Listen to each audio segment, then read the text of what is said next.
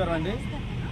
ఏదైతే ఈరోజు steel plant foundation day సందర్భంగా మరి స్టీల్ ప్లాంట్కి భూములు ఇచ్చిన నిర్వాసితులైన మేము నేటికి 48 సంవత్సరాలు అయినప్పటికీ ఇంకా పరిష్కారం జరగక 8500 మంది నిర్వాసితులు ఎదురు చూస్తున్నాం. మరి అందులో భాగంగా మరి ప్రతి ఏటా ఫౌండేషన్ డే రోజు మరి స్టీల్ ప్లాంట్ యాజమాన్యం కానీ స్టీల్ ప్లాంట్ అధికారులు కానీ ఇక్కడ ప్రజాప్రతినిధులు కానీ స్టీల్ ప్లాంట్ నుండి వచ్చే నిధులతో సంబరాలు చేసుకుంటున్నారు ప్రతి సంవత్సరం. కానీ ఈ స్టీల్ ప్లాంట్కి భూములు ఇచ్చిన రైతులు మాత్రం మేము గత 8-10 సంవత్సరాలు పెట్టి మాకు బ్లాక్ డేగా మేము ప్రకటించుకొని మేము ఈ రోజున స్టీల్ ప్లాంట్ ఫౌండేషన్ డే రోజున మరి అలాగా నల్ల చొక్కాలు వేసుకొని బ్లాక్ డేగా మేము ప్రకటించడం జరుగుతుంది. ఎందుకంటున్నాం అంటే ఈ యొక్క బ్లాక్ డే అని మరి భూములు ఇచ్చిన నిర్వాసితులు ఎవరికి కూడా పరిష్కార మార్గం జరగలేదు కాబట్టి మరి అందరికీ కూడా నిర్వాసితులందరికీ సంపూర్ణమైన న్యాయం చేసే బాధ్యత మరి ప్రభుత్వాల మీద యాజమాన్యం మీద ఉంది కాబట్టి మరి ఈ రోజుకి కూడా ఇంకా పరిష్కార మార్గం చేయలేదు కాబట్టి అందుకోసం మరి స్టీల్ ప్లాంట్ ఫౌండేషన్ డే రోజు మరి అది సంబరాల రోజు అయితే మా యొక్క నిర్వాసితులందరికీ చీకటి రోజుగా మేము ప్రకటించుకొని మరి కార్యక్రమంలో చేయడం జరుగుతుంది గత కొన్నేళ్ళుగా. మరి ఇప్పటికైనా కేంద్ర రాష్ట్ర ప్రభుత్వాలు కానీ యాజమాన్యం కానీ స్పందించకపోతే ఈ బ్లాక్ డేని మరి భవిష్యత్తులో ఈ స్టీల్ ప్లాంట్ మీద కానీ ఈ ప్రజాప్రతినిధులు కానీ రాజకీయ నాయక పార్టీల మీద కానీ తీసుకొచ్చే పరిస్థితి ఏర్పడుతుంది. ఇప్పటికే మీరు చూస్తున్నారు అనేక సభలు ధర్నాలు వేలాది మంది నిర్వాసిత కుటుంబాలతో చేస్తున్నాం. కానీ ఇప్పటికీ మరి రాష్ట్ర ప్రభుత్వం కానీ కేంద్ర ప్రభుత్వం నుండి కానీ మాట్లాడకపోవడం చాలా దారుణం. ఇప్పటికైనా కేంద్ర రాష్ట్ర ప్రభుత్వాలు కానీ స్పందించి నిర్వాసితులపై ఎప్పటి నుండి ఉన్నటువంటి నిర్వాస సమస్యను కానీ పరిష్కరించకపోతే ఖచ్చితంగా దీన్ని పెద్ద ఎత్తున ఉద్యమంగా మార్చి కలవేస్తామని చెప్పి సందర్భంగా తెలియజేస్తూ ఈరోజు మేము ఫౌండేషన్ డే రోజు మా నిర్వాసితులందరూ కూడా చాలా చీకటి రోజు నిజంగా చెప్పాలంటే. భూములు ఇచ్చాం, ఇక్కడ ఫ్యాక్టరీ ఏర్పడింది, ఇక్కడ ఉన్న అధికారులు కానీ ఉద్యోగస్తులు కానీ వాళ్ళందరూ కూడా సంతోషంగా ఉన్నారు. కానీ భూములు ఇచ్చిన నిర్వాసితులు ఈరోజు ఇదే ఫ్యాక్టరీలో మేము మా తల్లులు మేము అందరూ పాస్ పనులు చేసుకుని బతుకుతున్నాం.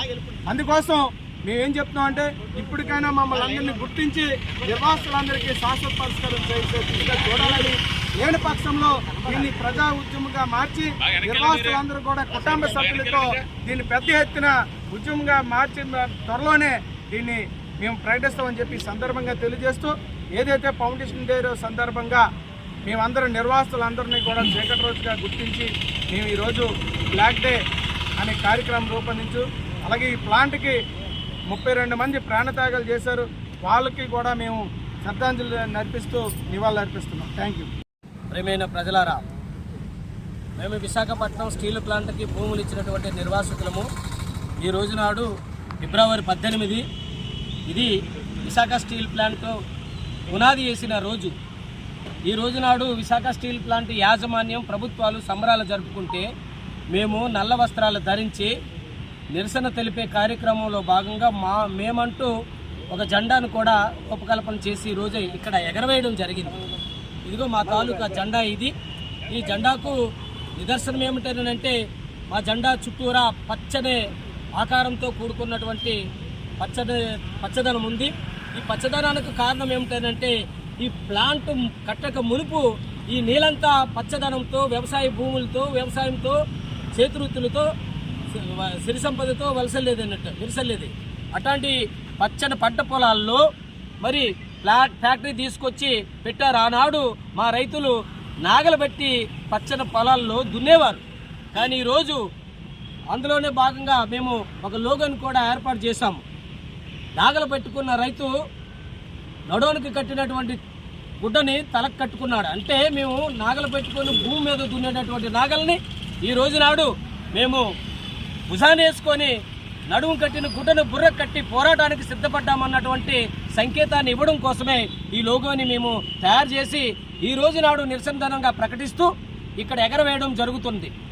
మేడం, ఈరోజు రాష్ట్రపతి గారు విశాఖపట్నంలోనే ఉన్నారనేది మాకు తెలిసినటువంటి విషయం. మేడం గారు, మా తాలూకు భూములన్నీ కూడా మీ పేరు మీద ఉన్నాయట. మేము విశాఖపట్నం స్టీల్ ప్లాంట్ నిర్మాణం కోసం మేము భూములు ఇచ్చాము. కానీ ఆ భూముల్లో ప్లాంట్ కట్టలేదు, ఖాళీగా పడి ఉన్నాయి. మేము రకరకాల కులాలకు చెందినటువంటి వాళ్ళము, చేతివృత్తులు కలిగినటువంటి వాళ్ళం. మేము ఏ వృత్తి చేసుకోవాలన్నా కానీ భూమి అవసరం. ఆనాడు 16,500 మంది కుటుంబాలకు 6 కార్డులు ఇచ్చారు, మీకు ఉద్యోగాలు ఇస్తామని చెప్పి. కేవలం ఇప్పటిదాకా 8,000 మందికి మాత్రమే ఉద్యోగాలు ఇచ్చారు. ఇంకా 8,500 మందికి ఉద్యోగాలు రావాల్సి ఉంది. అయినా ఇప్పుడు ప్లాంట్ ప్రైవేట్ పరం చేసేస్తారనేసి కేంద్ర ప్రభుత్వం ప్రకటించింది. కనుక మీ పేరు మీద ఉన్నటువంటి భూములు ఏవైతే ఉన్నాయో 8,500 కుటుంబాలు 40 సంవత్సరాల నుండి వెనుకబడిపోయి ఉన్నాము. ఆ భూముల్ని మాకు ఇవ్వండి.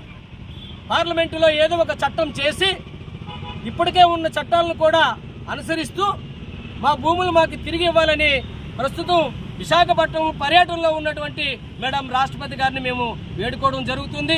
మరి ఈ నిరసన కార్యక్రమం అనేది సంబరాలు చేసుకున్నటువంటి ప్రభుత్వానికి, ఇక్కడ ఉన్నటువంటి మేనేజ్మెంట్కి మా ఘోష, మా ఆకలి ఘోష అర్థం కావాలని మేము ఈ నల్ల వస్త్రాలను ధరించి పెరియార్ వారసత్వాన్ని కొనసాగిస్తూ ఇక్కడ పోరాటాన్ని నిరసన కార్యక్రమంలో భాగంగా మున్ముందుకు తీసుకుపోవాలనేసి దాంట్లో భాగంగానే మేము ఈ కార్యక్రమాన్ని ఈ రోజు నాడు రూపొందించుకోవడం జరిగింది. మరి మా ఈ భూమి పంచే కార్యక్రమం ఏనాటికైతే చేయడం మొదలు పెడతాదో అప్పుడు దాకా మేము ఈ కార్యక్రమంలో నిరసనలు తెలియజేస్తూనే ఉంటామనేసి అయితే ఇక్కడున్న మేనేజ్మెంట్కి కానీ కేంద్ర రాష్ట్ర ప్రభుత్వాలకు కానీ మేము తెలియజేస్తున్నాం. ఏనాడైతే మీరు మాకు భూమి పంచి మమ్మల్ని బతికేటట్టు చేస్తారో ఆనాడు మా నిరసనలు ఆగుతాయి అనేసి అయితే తెలియజేస్తున్నాం. అంతటిదాకా మేము కొనసాగిస్తాం. మరొక మాట మీరు ఆలోచించండి.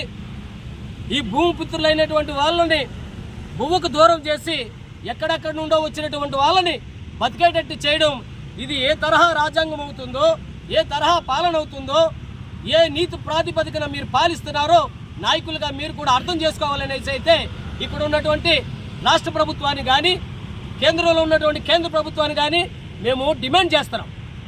మీకు పాలనలు ఇచ్చింది, ఓట్లేసింది ప్రజలు, మమ్మల్ని సజీవంగా బతికేటట్టు చేస్తారని ఓట్లేసి ఎన్నుకున్నాం. కానీ ఈరోజు మా నోట్లో మొన్ను కొట్టే పరిస్థితి చేస్తే మేము మా కాళ్ళ కింద నేలనే మీ కళ్ళల్లో కొట్టే పరిస్థితి తీసుకొస్తాము. ఎట్టి పరిస్థితులను కూడా మా పోరాటాన్ని ఆపే పరిస్థితి లేదని ఈ సందర్భంగా కేంద్ర రాష్ట్ర ప్రభుత్వాలకు తెలియజేస్తూ మేడం రాష్ట్రపతి గారికి కూడా మేము విన్నవించుకుంటున్నాం. Thank you.